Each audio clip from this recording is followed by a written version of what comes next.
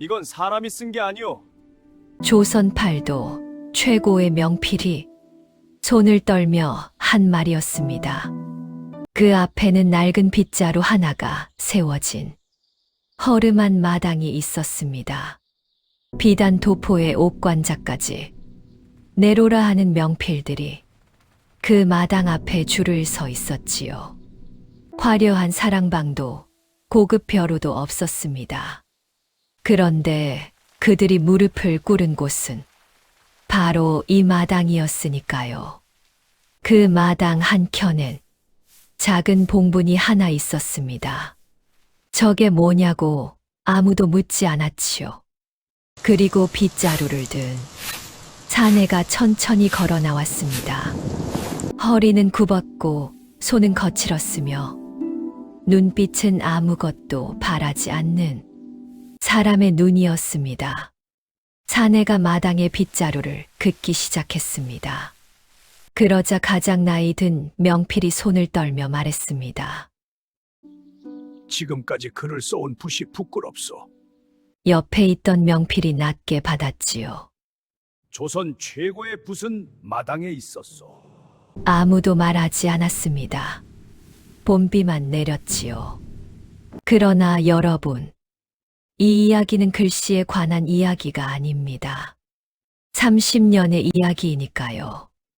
구독과 좋아요 눌러주시면 영상 제작에 많은 힘이 됩니다. 그럼 지금으로부터 30년 전으로 돌아가겠습니다. 때는 조선 중엽이었습니다. 한양에서 사흘 길을 걸어야 닿는 작은 고을, 청석골. 그곳은 산이 깊고 물이 맑고 그리고 가난했습니다. 봄이면 보리싹이 돋고 가을이면 허리 굽혀 별을 베는 그런 마을이었으니까요. 특별할 것도 다를 것도 없는 곳이었습니다. 그런데 그 마을 어귀에 딱 하나 번듯한 기와집이 있었습니다. 최참판댁이었지요. 최참판은 이 고을에서 모르는 사람이 없는 인물이었습니다. 땅도 넓고 곳간도 넉넉하고 무엇보다 체면을 목숨처럼 여기는 사람이었으니까요. 그는 아침마다 사랑방에 앉아 붓을 들었습니다. 글씨 하나하나에 온 정성을 쏟았지요. 그래서 고을 사람들은 수군거렸습니다. 참판나리 글씨는 진짜 명필이요. 그럼 한양 가셔도 뒤지지 않으실 분이요. 그러나 그건 고을 사람들의 이야기였습니다. 한양에서 온 선비들은 달랐지요. 최참판의 글씨를 보고 입을 다물었습니다. 칭찬도 아니고 비판도 아닌 그냥 침묵이었으니까요. 그 침묵이 최참판의 가슴에 평생의 상처로 박혔습니다. 그래서였을까요?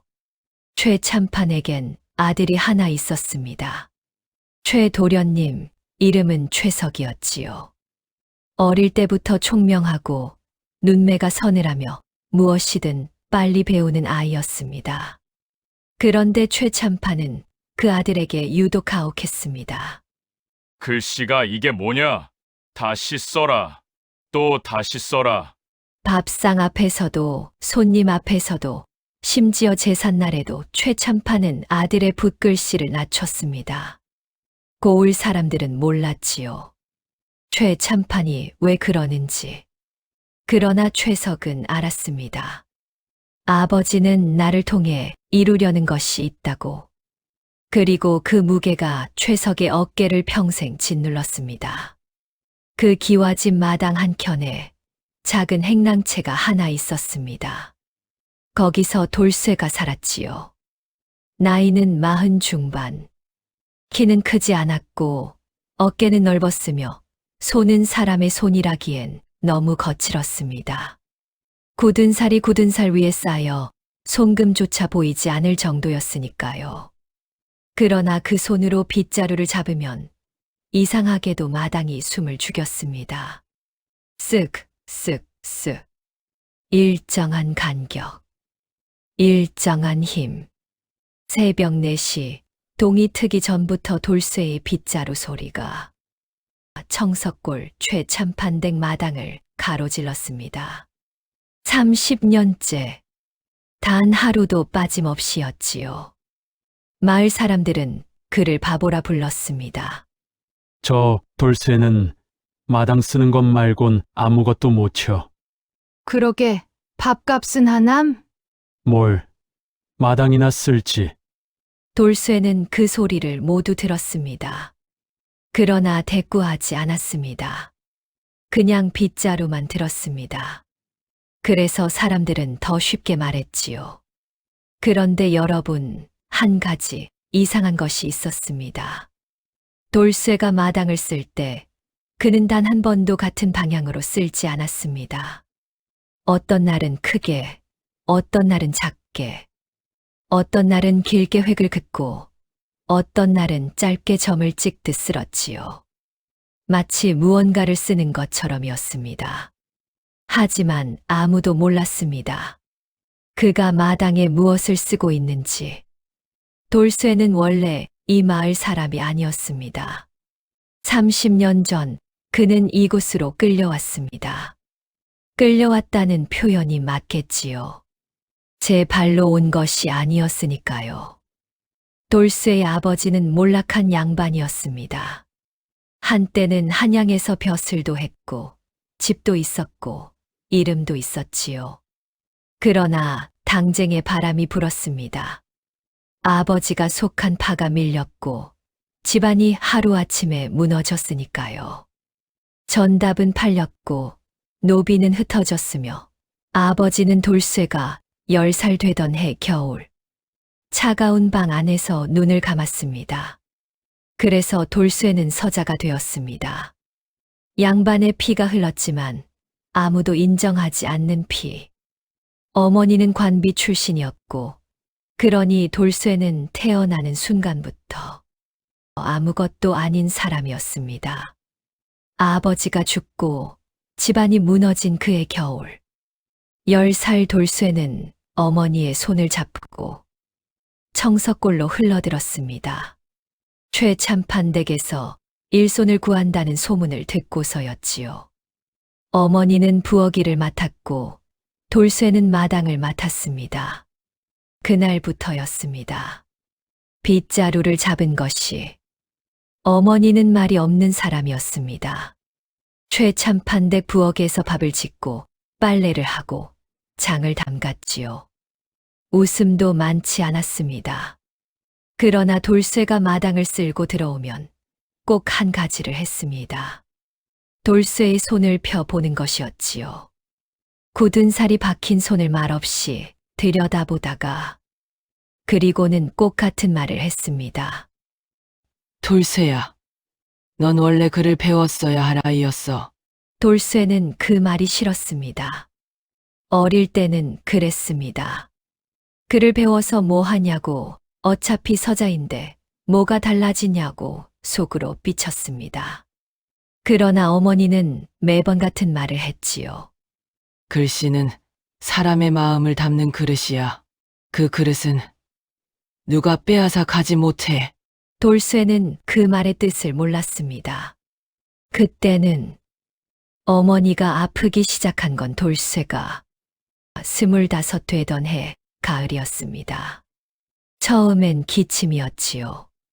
아침마다 부엌에서 기침 소리가 났습니다. 돌쇠는 들었지만 모른 척했습니다. 설마 싶었으니까요. 그런데 겨울이 되자 기침이 피가 됐습니다. 부엌 아궁이 앞에서 어머니가 쓰러진 날 최참판댁은 조용했지요. 아무도 의원을 부르지 않았습니다. 머슴의 어미가 아프다고 의원을 부르는 양반은 없었으니까요. 돌쇠는 밤새 어머니 곁에 앉아 있었습니다. 차가운 행랑채방에서 얇은 이불 하나 덮고 어머니의 손을 잡고 있었지요. 어머니의 손이 떨렸습니다. 그러나 그보다 더 떨린 건 돌쇠의 손이었습니다. 아무것도 할 수 없었으니까요. 어머니는 눈을 감기 직전 마지막으로 돌쇠의 손을 펴보았습니다. 굳은 살 가득한 손을 들여다보며 웃었지요. 평생 보기 드문 웃음이었습니다. 돌쇠야, 목소리가 실처럼 가늘었습니다. 넌 원래 글을 배웠어야 할 아이였어. 그게 마지막이었지요. 최참판은 어머니를 마당 한켠에 묻어주었습니다. 인심 써서가 아니었습니다. 바깥에 내다버리면 소문이 나니 그냥 마당 끝에 묻은 것이었습니다. 비석도 없었고 이름도 없었지요. 그냥 흙더미 하나였습니다. 돌쇠는 그날 밤 봉분 앞에 오래 앉아 있었지요. 그러나 울지 않았습니다. 울 힘도 없었으니까요. 그냥 앉아서 어머니 목소리를 들었습니다. 귓가에 맴도는 그 말. 넌 원래 글을 배웠어야 할 아이였어. 그런데 바로 그 순간이었습니다. 여러분, 아무도 몰랐습니다. 그날 밤 돌쇠가 무슨 생각을 했는지. 그리고 그 생각이 훗날 조선을 뒤집어 놓게 됩니다. 하지만 진짜 문제는 따로 있었습니다. 어머니가 떠나고 사흘째 되던 날이었습니다. 돌쇠는 새벽 4시에 일어났습니다. 늘 그랬듯이 세수도 하지 않았고 밥도 먹지 않았지요. 그냥 행랑채 문을 열고 빗자루를 들었습니다. 바깥은 아직 어두웠고 바람은 차가웠으며 마당엔 간밤에 내린 서리가 하얗게 깔려 있었으니까요. 돌쇠는 마당 끝 봉분을 바라봤습니다. 한참을, 그리고 빗자루를 들었지요. 쓱, 쓱, 쓱. 서리 위로 빗자루 자국이 났습니다. 차가운 공기 속에서 돌쇠의 숨이 하얗게 피어올랐지요. 아무 소리도 없었습니다. 최참판댁은 아직 잠들어 있었고 청석골도 아직 눈을 뜨지 않았으며 오직 빗자루 소리만이 새벽 마당을 가로질렀으니까요. 그날은 이상했습니다. 돌쇠의 손이 멈추지 않았으니까요. 보통은 마당을 한 바퀴 쓸고 나면 빗자루를 세워두었습니다. 그런데 그날은 달랐지요. 쓸고 또 쓸었습니다. 마당 끝에서 마당 시작으로 다시 끝으로 멈추지 않았습니다. 마치 무언가에 홀린 사람처럼요.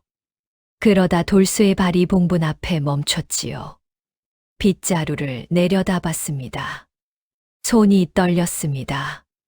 그리고 천천히, 아주 천천히 빗자루 끝으로 흘 위에 선을 그었지요. 삐뚤었습니다. 엉망이었으니까요. 글씨라고 부르기도 민망한 획이었습니다. 그러나 돌쇠는 멈추지 않았지요. 한 획, 또 한 획 어머니가 마지막으로 했던 말을 떠올리며 그 말을 흘 위에 새기려 했습니다. 어머니의 이름이었지요. 단 2글자였는데 돌쇠는 20번을 다시 썼습니다. 번번이 삐뚤어졌고 번번이 틀렸으니까요. 흘 위에 긁힌 자국만 가득했습니다. 그러나 포기하지 않았지요. 동이 틀 때까지 봉분 앞에 쪼그려 앉아 어머니 이름 2글자를 썼습니다. 새벽빛이 마당을 물들일 때쯤 돌쇠는 일어섰습니다. 흘 위엔 여전히 삐뚤어진 획들뿐이었습니다. 그래도 그는 처음으로 울었지요. 그런데 여러분, 그는 아직 몰랐습니다. 그날 새벽 봉분 앞에서 흘 위에 그은 그 첫 획이 훗날 조선 팔도를 뒤흔들게 된다는 것을. 그로부터 계절이 바뀌었습니다. 돌쇠는 매일 새벽 마당을 쓸었습니다. 그리고 마당을 다 쓸고 나면 봉분 앞에 쪼그려 앉았습니다. 빗자루로 흘 위에 글씨를 썼으니까요. 처음엔 어머니 이름 2글자뿐이었습니다. 그런데 어느 날부터인가 획이 늘었지요. 하늘천, 따뜻할 온, 살아있을 때 따뜻했던 손이었습니다. 어머니의 손이었지요. 돌쇠는 그 손을 생각하며 글자를 찾았습니다. 어디서 배웠냐고요? 배운 적 없었지요. 다만 최참판댁 사랑방 창문에 비치는 글씨들을 훔쳐봤습니다. 도련님이 공부하는 소리를 담 너머에서 들었습니다. 낮에 마당을 쓸다 서책이 바람에 날아오면 줍는 척하며 한 글자씩 눈에 담았으니까요. 그러나 아무도 몰랐습니다. 돌쇠가 글자를 모으고 있다는 것을. 폭풍우가 몰아친 날이었습니다. 여름 장마가 한창이던 어느 밤, 최참판 사랑방 창문이 바람에 열렸습니다. 촛불이 꺼지고 벼루가 쏟아지고 그리고 서책 한 권이 마당으로 날아왔습니다. 추사 김정희의 글씨가 담긴 서책이었습니다. 진을 위에 떨어진 서책은 빗속에 젖어가고 있었습니다. 돌쇠는 마당을 가로질러 그것을 주었습니다. 그런데 손에 들자마자 굳어버렸지요. 비가 쏟아지는데도 움직이지 못했습니다. 서책 속 글씨가 보였으니까요. 빗속에서도 살아있는 글씨였습니다. 획 하나하나가 숨 쉬는 것 같았습니다. 굵었다가 얇아지고 빨랐다가 느려지고 마치 사람의 숨처럼 글씨가 쉬고 있었습니다. 돌쇠는 그 글씨를 오래 바라봤습니다. 순간 손이 떨렸습니다. 그리고 가슴이 뛰었지요. 평생 한 번도 느껴본 적 없는 감정이었습니다. 그날 밤 돌쇠는 빗속에서 서책을 안고 봉분 앞에 쪼그려 앉았습니다. 비는 여전히 쏟아졌고 온몸이 흠뻑 젖었습니다. 그러나 일어나지 않고 서책의 글씨를 한 획씩 눈에 새기면서 빗자루로 진을 위에 따라 썼습니다. 틀렸지요. 다시 썼습니다. 또 틀렸지요. 그래도 멈추지 않았습니다. 새벽이 될 때까지 빗속에서 봉분 앞에서 돌쇠는 글씨를 썼지요. 그날 이후 돌쇠가 달라졌습니다. 마당을 쓰는 방식이 변했지요. 전엔 그냥 쓸었다면 이제는 획을 그었습니다. 빗자루 끝이 땅에 닿는 순간부터 떨어지는 순간까지 힘을 조절했습니다. 굵게, 얇게, 빠르게, 느리게, 마치 붓을 다루듯이 빗자루로 마당에 글씨를 썼습니다. 마당이 돌쇠의 화선지였지요. 빗자루가 돌쇠의 붓이었습니다. 아침이면 사람들이 밟아 지워지고 또 다음 새벽이면 다시 썼지요. 매일 밤 사라지고 매일 새벽 다시 태어나는 글씨였습니다. 그러나 돌쇠는 개의치 않았습니다. 어차피 자신을 위한 글씨가 아니었으니까요. 봉분 앞에 잠든 어머니를 위한 글씨였습니다. 세월이 흘렀습니다. 1년이 지나고 3년이 지나고 어느새 10년이 됐습니다. 돌쇠의 빗자루질은 변해 있었습니다. 처음엔 삐뚤었던 획이 고다졌고 어색했던 굵기가 자연스러워졌습니다. 그러나 정작 돌쇠는 몰랐습니다. 자신의 글씨가 변하고 있다는 것을. 그냥 매일 새벽 마당을 쓸고 봉분 앞에서 어머니 이름을 썼으니까요. 최참판댁 사람들도 몰랐습니다. 부엌 할멈도 사랑채 하인도 심지어 최참판도 새벽 마당에 써. 무슨 일이 벌어지는지 아무도 몰랐지요. 그런데 이상한 일이 생겼습니다. 15년째 되던 해봄이었지요. 최참판이 새벽 일찍 사랑방 문을 열었습니다. 잠이 오지 않아서였습니다. 마당을 내다보다가 순간 몸이 굳었습니다. 돌쇠가 마당에 뭔가를 쓰고 있었으니까요. 최참판은 처음엔 그냥 빗자루 지리려니 했습니다. 그런데 아니었습니다. 빗자루 끝이 땅을 가르는 방식이 달랐습니다. 획이 있었지요.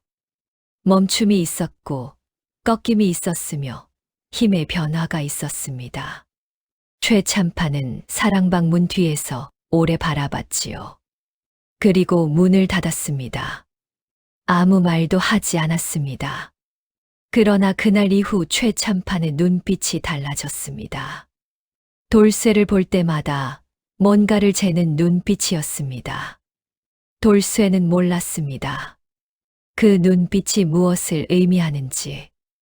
그리고 최참판의 아들 최석도 그날 아버지 뒤에서 마당을 보고 있었습니다. 아버지와는 다른 눈빛으로. 여러분이라면 어떻게 하셨겠습니까?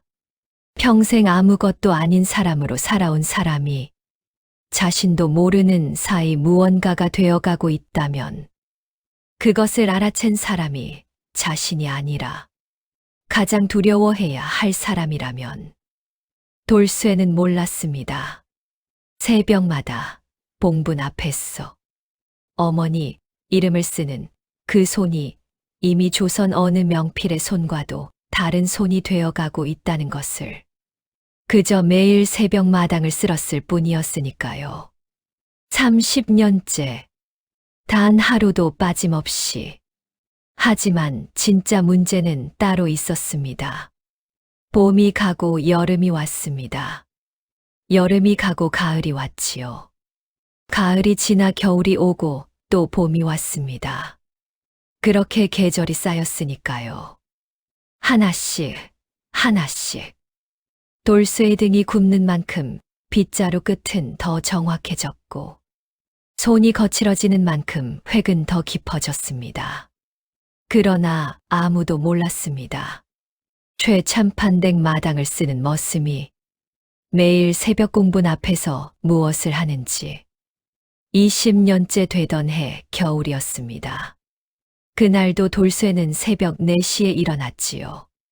바깥은 칠흑같이 어두웠고 바람은 살을 애듯 차가웠습니다.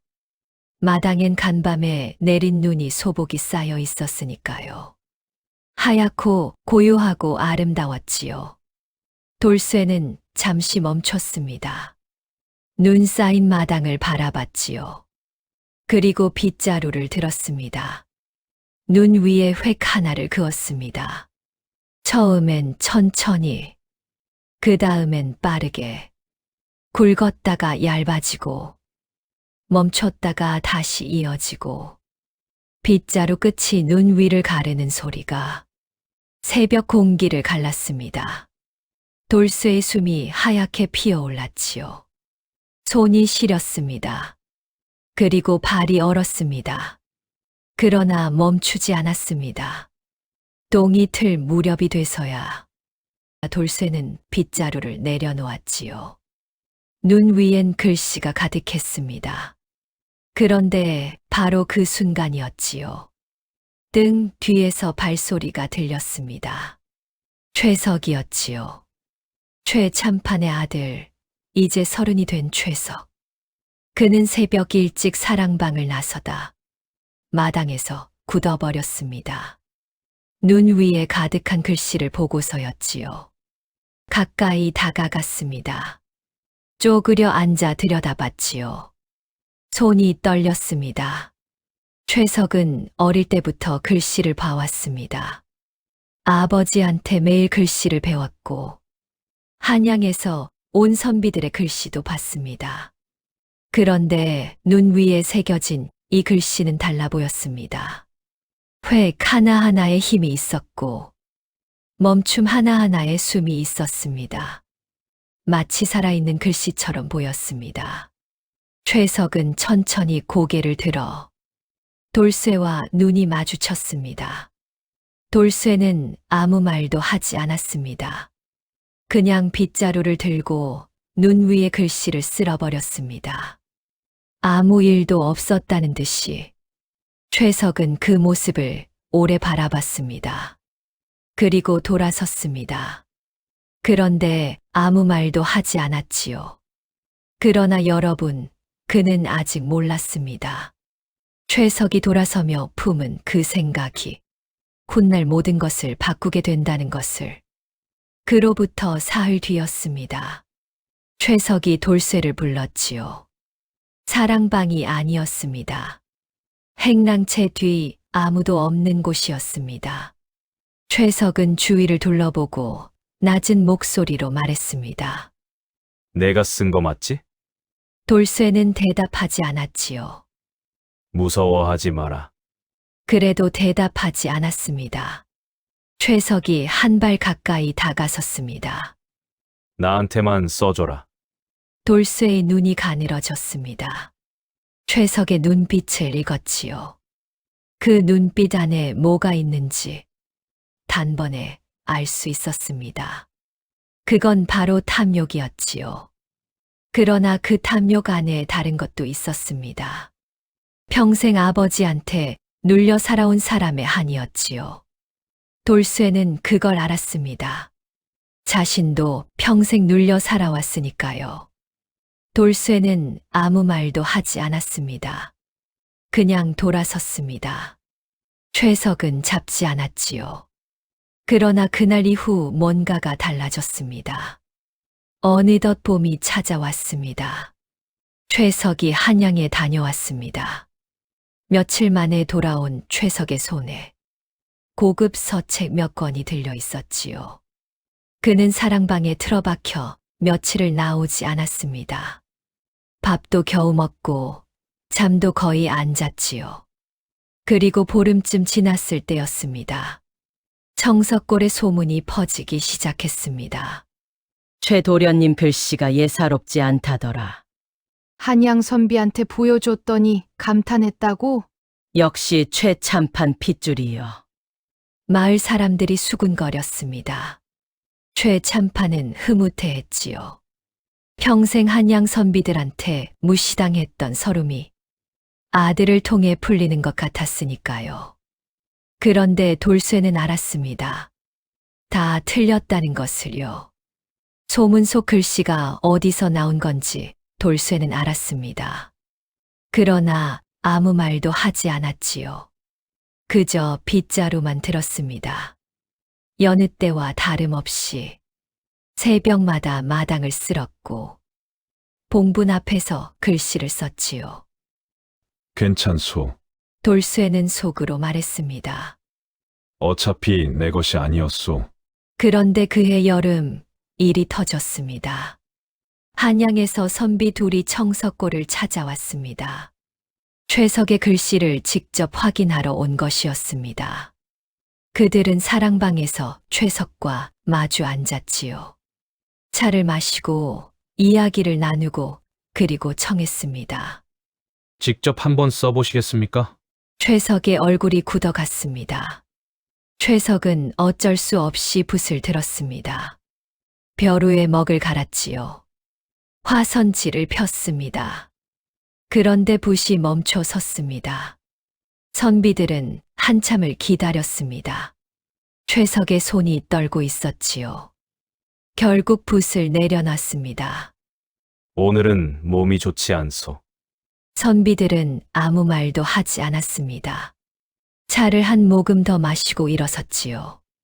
돌아가는 그들의 뒷모습을 보며 최석은 사랑방 바닥을 내려다봤습니다. 그런데 자신도 모르게 주먹이 쥐어졌지요. 그날 밤이었습니다. 최석이 행랑채로 찾아왔습니다. 돌쇠가 잠든 시간이었지만 문을 두드렸지요. 내일 새벽 마당에서 보자. 돌쇠는 대답하지 않았습니다. 다음 날 돌쇠는 평소와 같이 새벽 마당에 나갔지요. 그런데 최석이 기다리고 있었습니다. 손에 붓과 화선지를 들고 있었지요. 돌쇠를 보자마자 내밀었습니다. 써라.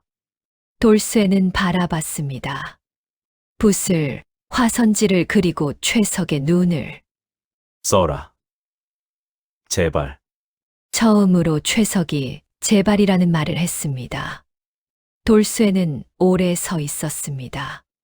그리고 봉분을 바라봤지요. 어머니가 잠든 곳을. 그리고 붓을 받았습니다. 화선지 위에 붓을 들고 획을 그었습니다. 최석은 숨을 참았습니다. 돌쇠의 붓이 화선지를 가르는 소리가 새벽 공기를 흔들었습니다.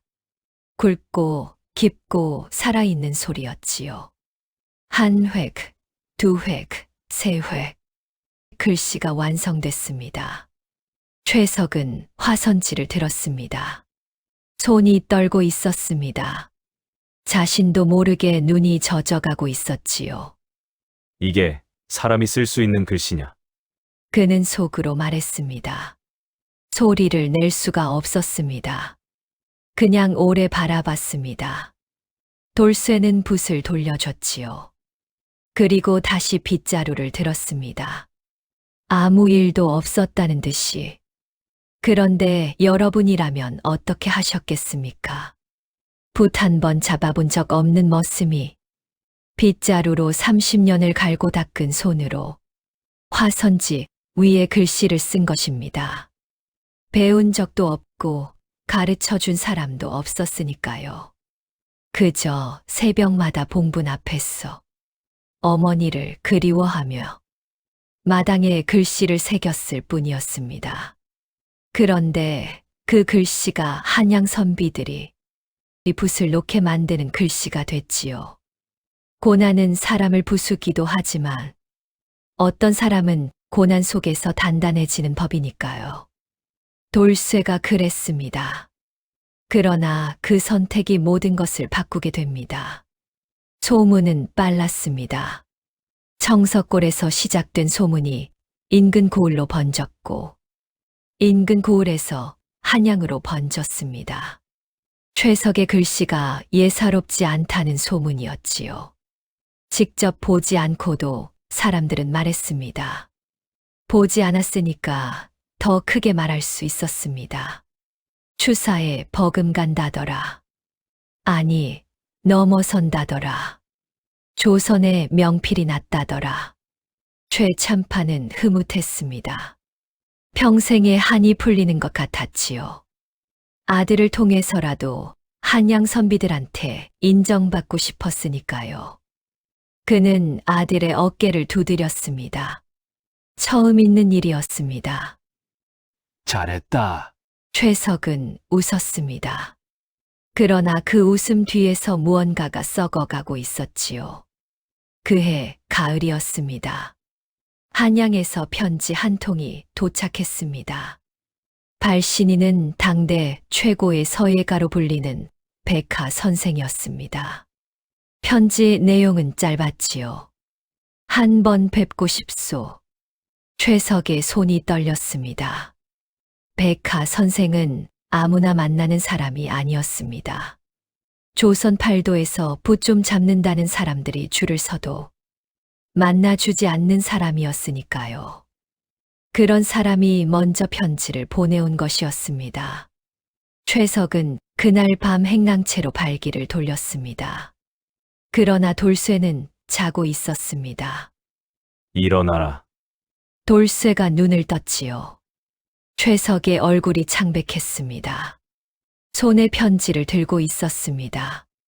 돌쇠는 일어나 앉았습니다. 그러자 최석이 편지를 내밀었지요. 백하 선생이 날 부른다. 돌쇠는 편지를 바라봤습니다.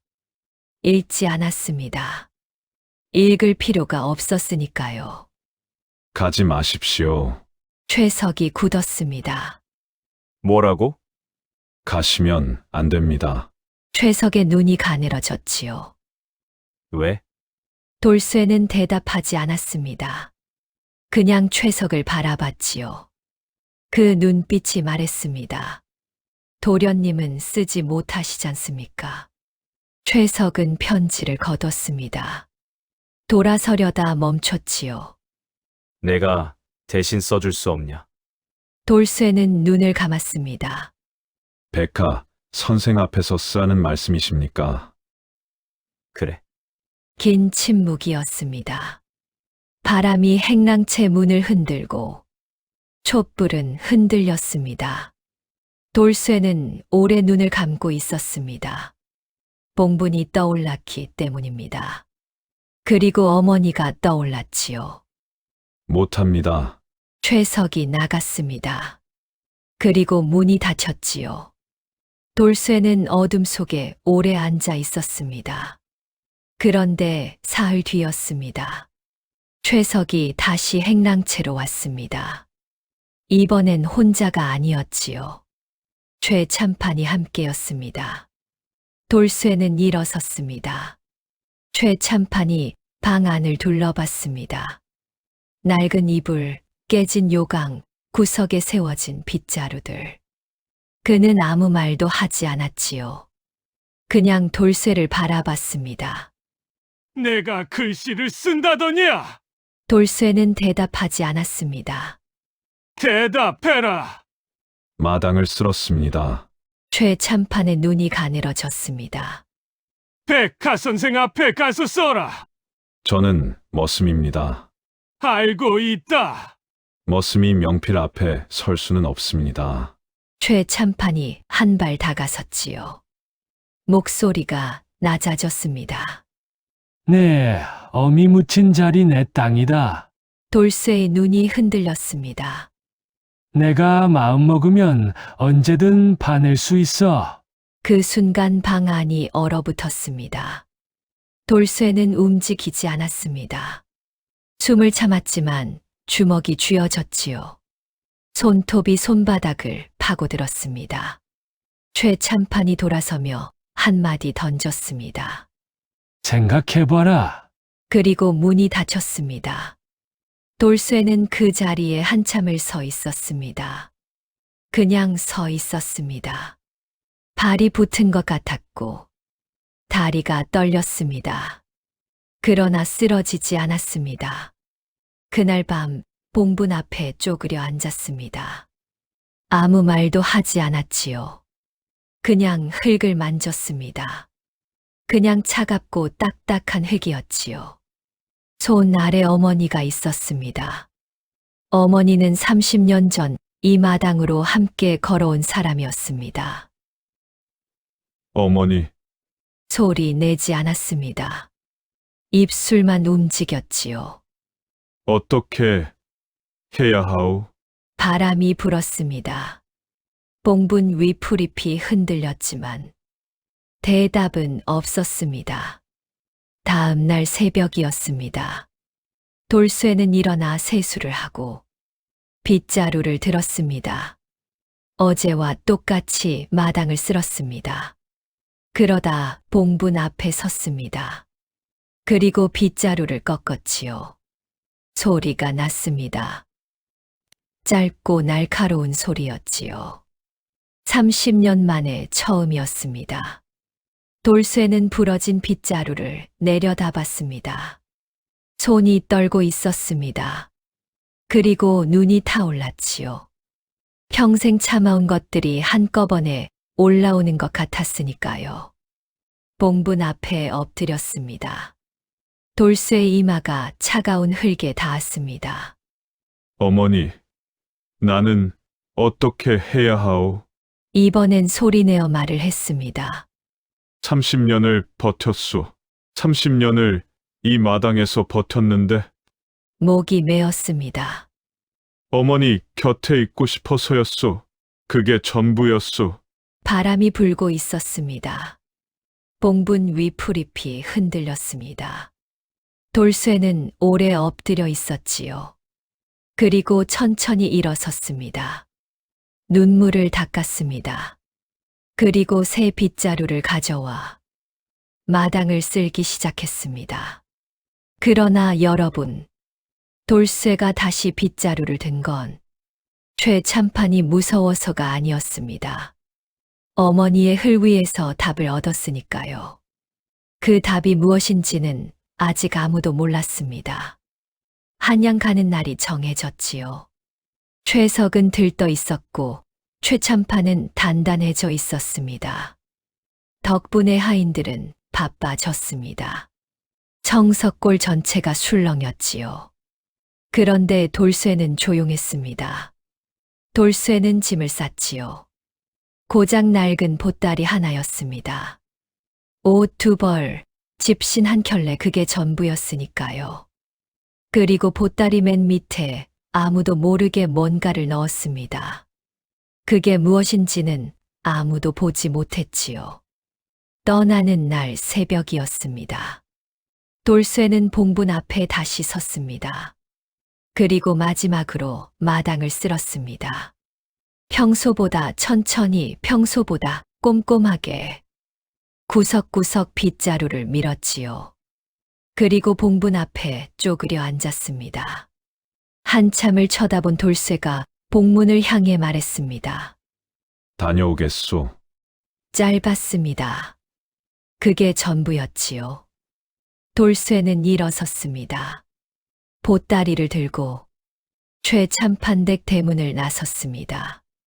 그리고 뒤를 돌아보지 않았습니다. 그러나 여러분, 그 선택이 모든 것을 바꾸게 됩니다. 한양은 청석골과 달랐습니다. 거리는 넓었고 사람은 많았으며 냄새는 복잡했지요. 말 냄새, 음식 냄새, 먹 냄새, 그리고 권세 냄새. 돌쇠는 걸으면서 아무것도 보지 않았습니다. 그냥 걸었습니다. 최석의 뒤를 세 걸음 간격으로 머슴처럼. 백하 선생의 집은 북촌 깊숙이 있었습니다. 대문부터 달랐지요. 낡았지만 당당했습니다. 오래된 나무 냄새가 났지요. 문을 두드리자 안에서 발소리가 났습니다. 조용하고 느리고 무거운 발소리였습니다. 대문이 열렸습니다. 백하 선생이었습니다. 나이는 70이 넘어 보였습니다. 머리는 하얗고 등은 굽었으며 그러나 눈빛은 서슬이 시퍼렇게 살아있었지요. 그는 최석을 바라봤습니다. 잠깐. 그리고 시선이 돌쇠에게 옮겨갔지요. 거기서 멈췄습니다. 돌쇠는 고개를 숙였습니다. 백하 선생은 아무 말도 하지 않았습니다. 그냥 돌아섰지요. 들어오시오. 사랑방은 넓었습니다. 벽 한 면이 통째로 글씨였지요.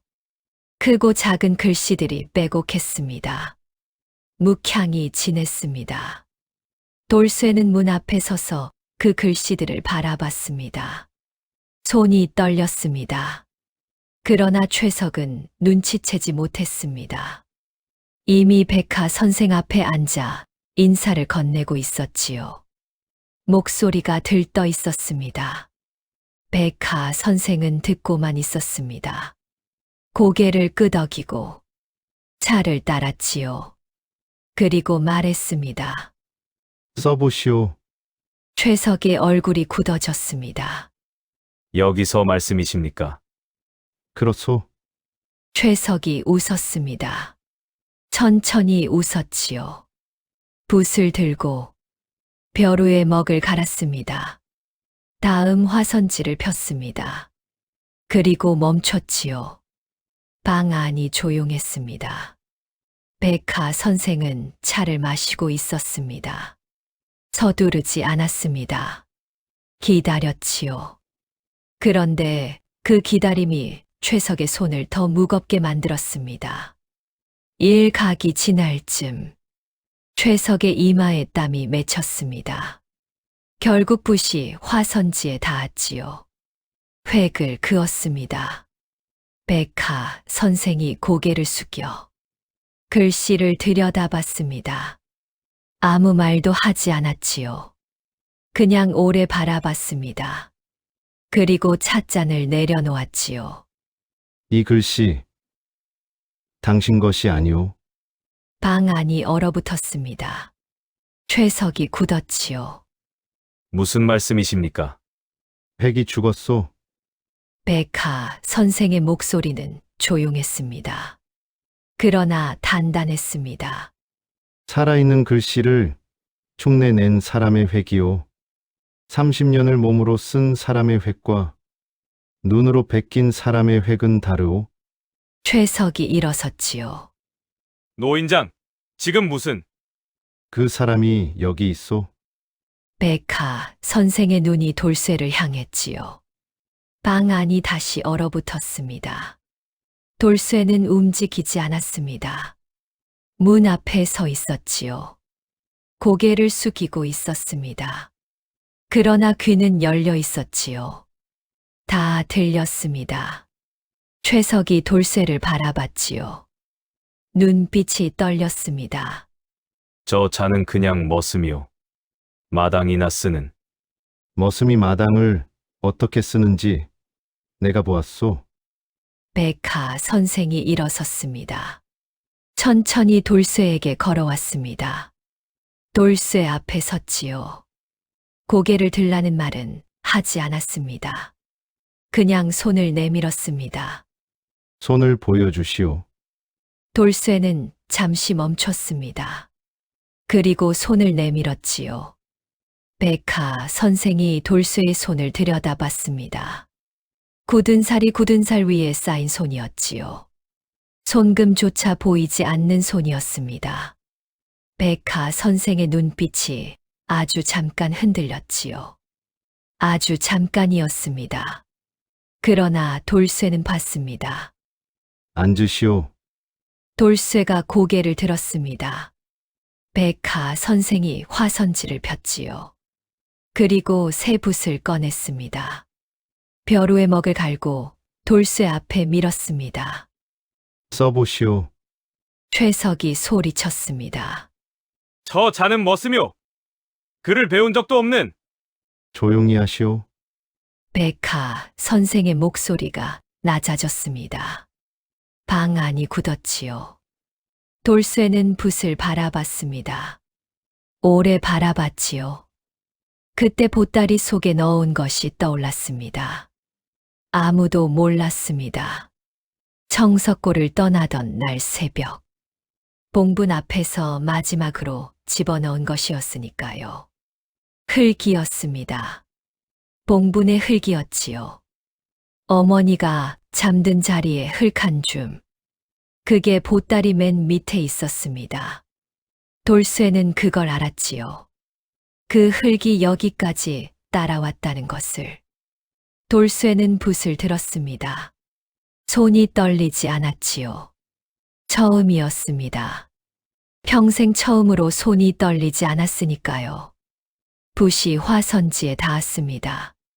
그리고 획이 시작됐습니다. 백하 선생이 숨을 참았지요. 최석이 굳었습니다. 그러자 방 안의 공기가 달라졌지요. 묵향이 진해졌습니다. 돌쇠의 붓이 화선지를 가르는 소리가 방 안을 가득 채웠지요. 굵고 깊고 느렸습니다.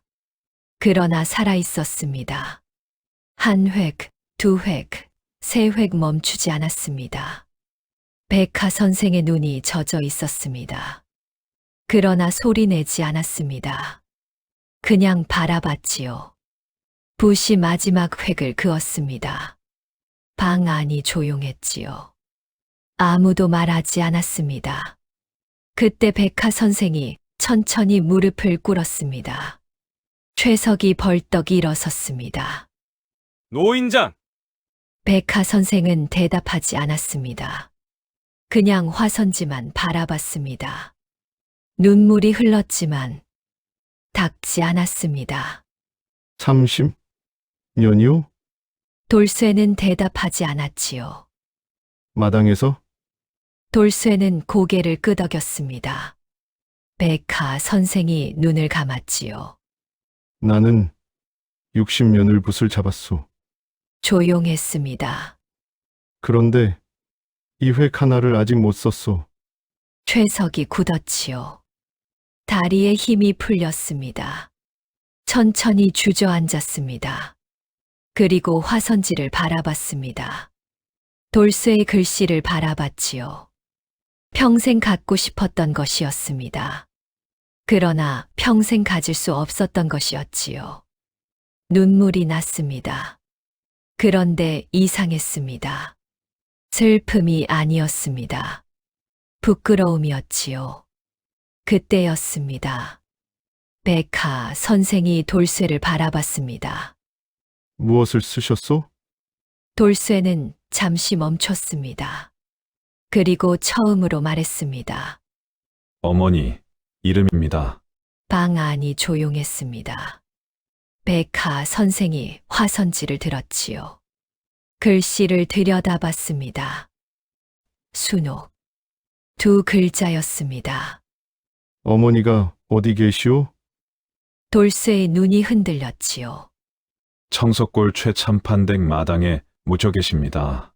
백하 선생이 눈을 감았습니다. 긴 침묵이었습니다. 바람이 창문을 흔들고 묵향이 퍼졌지요. 백하 선생이 천천히 눈을 떴습니다. 30년을 그 마당에서 버티신 이유가 어머니 곁에 있어야 했습니다. 돌쇠의 목소리가 흔들렸습니다. 그게 전부였습니다. 백하 선생이 고개를 숙였습니다. 오래 숙이고 있었지요.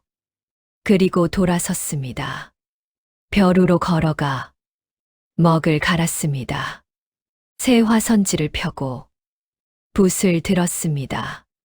그리고 썼지요. 돌쇠는 바라봤습니다. 백하 선생이 쓴 글씨는 편지였습니다. 조선 팔도 명필들에게 보내는 편지였던 것이었습니다. 그런데 여러분 기억하십니까? 이야기 맨 처음 최참판 사랑방에서 날아온 서책이 있었지요. 폭풍우가 몰아치던 날 밤, 진흙 위에 떨어진 서책. 돌쇠가 빗속에서 집어들었던 그 서책이었습니다. 추사 김정희의 글씨가 담긴 서책이었지요. 그런데 그 서책이 왜 사랑방에 있었는지 아무도 몰랐습니다. 그건 백하 선생이 최참판에게 맡긴 것이었지요. 15년 전이었습니다. 백하 선생은 청석골을 지나다 최참판댁 마당에서 무언가를 봤습니다. 새벽빛 속에서 머슴이 빗자루로 마당에 글씨를 쓰는 것을 그는 멀리서 바라봤습니다. 가까이 가지 않았지요. 그냥 서책 하나를 최참판에게 맡겼습니다. 마당 쓰는 사람에게 전해주시오. 최참판은 전하지 않았지요. 그냥 사랑방에 뒀습니다. 그런데 폭풍우가 날려보냈지요. 돌쇠의 손으로. 돌쇠는 오래 앉아 있었습니다. 방 안이 조용했습니다. 그때 최석이 말했습니다. 내가 잘못했다. 짧았지요. 그러나 처음이었습니다. 최석이 평생 처음으로 잘못했다고 말한 것이었지요. 돌쇠는 최석을 바라봤습니다. 오래 바라봤지요. 평생 두려워했던 사람이었습니다. 평생 피했던 사람이었습니다. 그런데 지금 그냥 사람이었습니다. 상처받은 사람이었지요. 돌쇠는 고개를 끄덕였습니다. 아무 말도 하지 않았지요. 그게 전부였습니다. 그러나 여러분, 백하 선생의 편지가 조선 팔도로 퍼져나갔습니다. 그리고 봄이 되었습니다. 청석골 최참판댁 마당에 사람들이 찾아오기 시작했으니까요. 봄비가 내리던 날이었습니다. 청석골 최참판댁 대문 밖에 사람들이 줄을 서 있었지요. 가마를 타고 온 사람도 있었고, 말을 타고 온 사람도 있었으며, 걸어서 온 사람도 있었습니다. 비단 도포에 옥관자를 단 사람들이었지요. 조선 팔도에서 붓 좀 잡는다는 명필들이었습니다. 청석골 사람들은 담 너머로 수군거리기 시작했습니다. 저 사람들이 다 누구요? 한양서 온 선비들이라는디 최도련님 보러 온 거 아니요? 아니었습니다. 그들은 최석을 보러 온 것이 아니었지요. 최참판이 대문을 열었습니다. 손님들을 맞이하려 했지만 명필들은 최참판을 보지 않았습니다. 인사도 짧았습니다. 그들의 눈은 마당을 향했으니까요. 마당 한켠 봉분을 향했습니다. 그리고 돌쇠를 향했지요. 돌쇠는 마당을 쓸고 있었습니다. 아무것도 모르는 사람처럼 새벽 4시부터 시작한 빗자루질이었습니다. 한양에서 돌아온 뒤로도 달라진 것은 없었습니다. 해가 뜨면 마당을 쓸고 봉분 앞에서 글씨를 쓰고 밥을 먹고 잠을 청했습니다. 그게 전부였습니다. 명필 중 한 사람이 앞으로 나섰습니다. 돌쇠 씨, 돌쇠가 멈췄습니다. 라는 말이었지요. 평생 들어본 적 없는 호칭이었습니다. 돌쇠는 천천히 고개를 들었습니다. 한 번만 보여주시겠습니까? 돌쇠는 명필들을 바라봤습니다. 하나씩, 하나씩. 비단 도포, 옥관자, 고운 솔.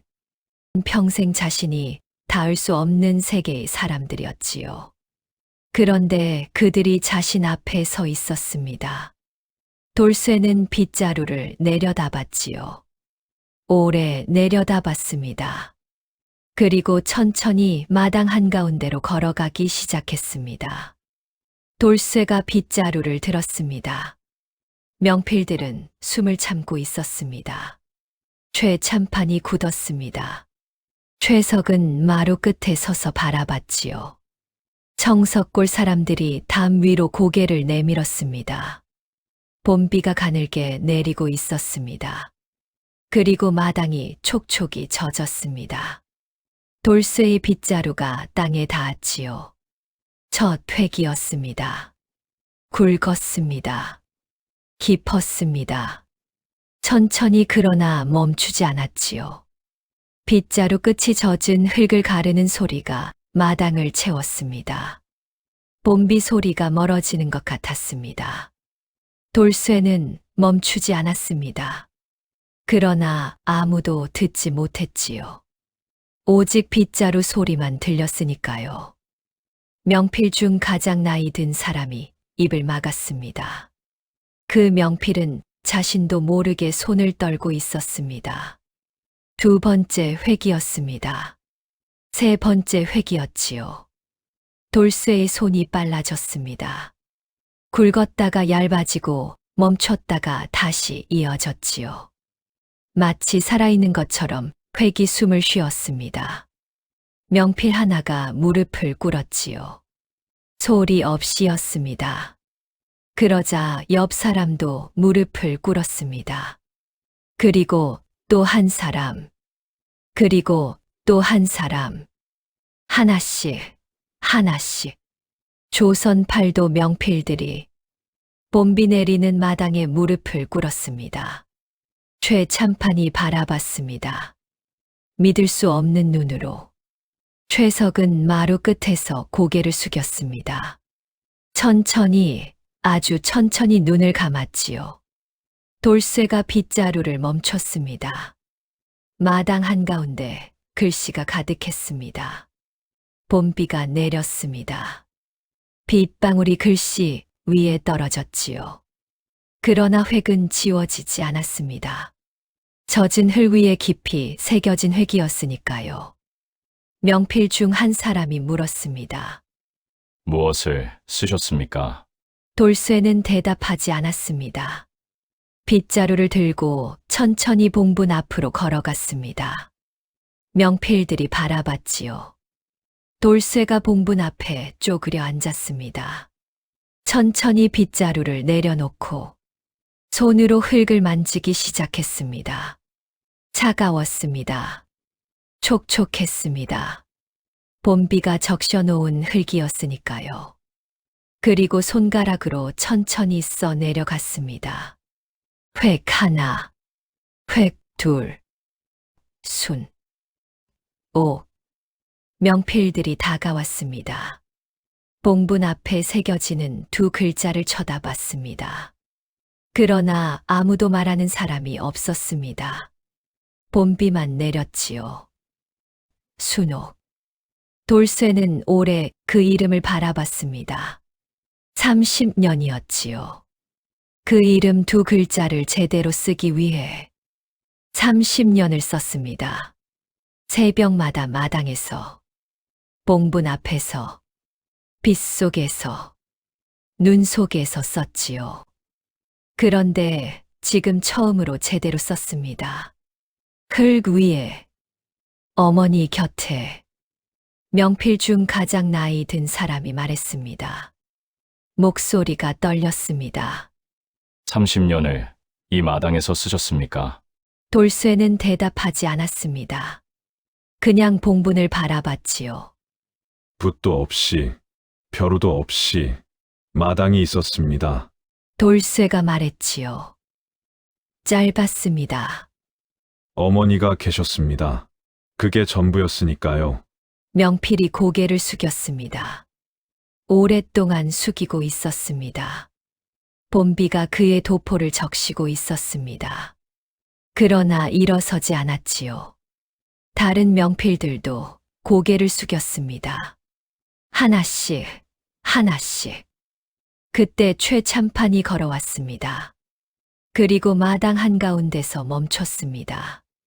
명필들이 고개를 숙인 것을 봤지요. 그리고 봉분 앞에 쪼그려 앉은 돌쇠를 봤습니다. 그 다음 젖은 흙 위에 새겨진 두 글자를 봤지요. 최참판의 얼굴이 굳었습니다. 평생 체면을 목숨처럼 여겼던 사람이었으니까요. 평생 한양 선비들한테 인정받고 싶었던 사람이었습니다. 그런데 지금 한양 최고의 명필들이 자신의 마당에서 자신의 머슴 앞에 고개를 숙이고 있었으니까요. 최참판의 다리가 떨렸습니다. 천천히 무릎이 꺾였지요. 마당에 주저앉았습니다. 그러나 아무도 보지 않았습니다.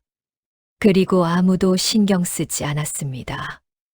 모두가 돌쇠를 바라보고 있었으니까요. 최참판은 오래 앉아 있었지요. 봄비가 내렸습니다. 최석이 마루에서 내려왔습니다. 그리고 마당을 가로질렀습니다. 돌쇠 옆에 섰지요. 봉분을 바라봤습니다. 흙 위에 새겨진 순옥 두 글자를 바라봤지요. 말이 없었습니다. 한참이었지요.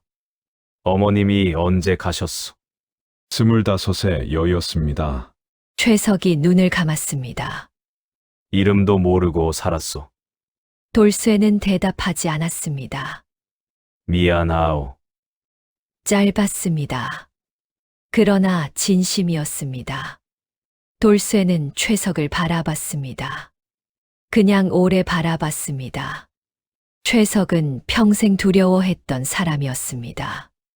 평생 피했던 사람이었습니다. 그런데 지금 그냥 사람이었지요. 상처받은 사람이었습니다. 돌쇠는 고개를 끄덕였습니다. 그게 전부였으니까요. 봄비가 그치고 구름 사이로 햇살이 비쳤습니다. 마당이 반짝였지요. 젖은 흙 위에 새겨진 글씨들이 빛을 받았습니다. 돌쇠의 글씨들이었지요. 명필들이 일어섰습니다. 한 사람씩 돌쇠 앞에 섰습니다. 그러나 말이 없었습니다. 그냥 고개를 숙였지요. 돌쇠는 그냥 서 있었습니다. 마지막으로 가장 나이 든 명필이 말했습니다. 한양으로 오실 의향이 있으십니까? 돌쇠는 대답하지 않았습니다. 명필이 다시 말했지요. 선생님, 처음이었습니다. 누군가 돌쇠를 선생님이라 부른 것이 평생 처음이었지요. 돌쇠는 봉분을 바라봤습니다. 오래 바라봤습니다. 그리고 고개를 저었습니다. 명필이 굳었지요. 여기 계시겠습니까?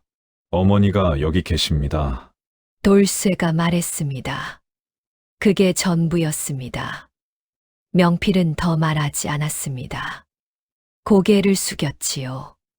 그리고 돌아섰습니다. 다른 명필들도 하나씩 돌아섰습니다. 그리고 대문이 닫혔습니다. 모두가 떠난 뒤 마당에 돌쇠 혼자 남았습니다. 봄 햇살이 마당을 가득 채우고 있었습니다. 젖은 흙냄새가 올라왔지요. 어디선가 새소리가 났습니다. 청석골이 깨어나고 있었지요. 돌쇠는 다시 빗자루를 들었습니다. 그리고 마당을 쓸기 시작했지요. 천천히 구석구석. 아까 새겨놓은 글씨들을 쓸었습니다. 명필들 앞에서 썼던 글씨들이었습니다. 하나씩 글들이 지워지고 있었습니다. 그러나 봉분 앞 순옥 2글자는 쓸지 않았지요. 그냥 뒀습니다. 어느덧 저녁 무렵이 됐습니다. 돌쇠는 행랑채로 들어갔습니다. 그리고 보따리를 열었지요. 맨 밑에 있던 것을 꺼냈습니다. 그것은 흙이었습니다. 청석골을 떠나던 날 새벽, 봉분에서 집어온 흙이었습니다. 한 줌이었지요. 손바닥 위에 올려놓았습니다. 차가웠습니다. 그러나 익숙했습니다. 30년 동안 만져온 흙이었으니까요. 돌쇠는 봉분 앞으로 나가 쪼그려 앉았습니다. 그리고 손에 든 흙을 봉분 위에 살며시 올려놓았지요. 한참을 바라봤습니다. 다녀왔소. 짧았습니다. 그게 전부였습니다. 바람이 불고 있었습니다. 그리고 봉분 위 풀잎도 흔들렸습니다. 돌쇠는 웃었지요. 처음으로 마음 놓고 웃었습니다. 어둠이 내려앉고 청석골에 별이 떴습니다. 돌쇠는 봉분 앞에 오래 앉아 있었습니다. 빗자루를 옆에 세워두고 그냥 앉아 있었습니다. 그리고 아무것도 하지 않았지요. 처음으로였습니다. 30년 만에 처음으로 아무것도 하지 않고 그냥 앉아 있는 것이. 다음 날 새벽이었습니다. 항상 똑같은 시각 4시였지요. 돌쇠는 일어났습니다. 빗자루를 들고 마당을 쓸었습니다. 그날은 다른 날과 달랐습니다. 빗자루 소리가 달랐습니다. 더 깊었지요. 더 느렸습니다. 더 자유로웠습니다. 청석골이 잠든 새벽, 돌쇠의 빗자루 소리만이 마당을 가로질렀습니다. 30년째였지요. 그러나 처음 같았습니다. 여러분, 돌쇠는 평생 단 한 번도 자신이 특별하다고 생각하지 않았습니다. 그냥 마당을 쓸었지요. 어머니 곁에 있고 싶어서.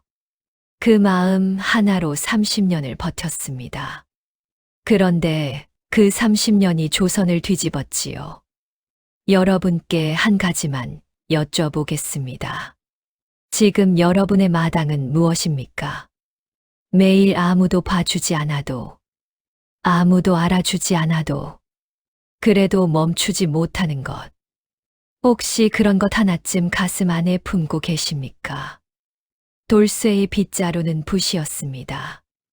여러분의 빗자루는 무엇인지 댓글로 한번 남겨주시겠습니까? 오늘 이 이야기가 마음에 닿으셨다면 구독 한 번만 눌러주십시오. 그게 이 채널의 빗자루가 되어줄 테니까요. 다음 이야기에서 또 뵙겠습니다.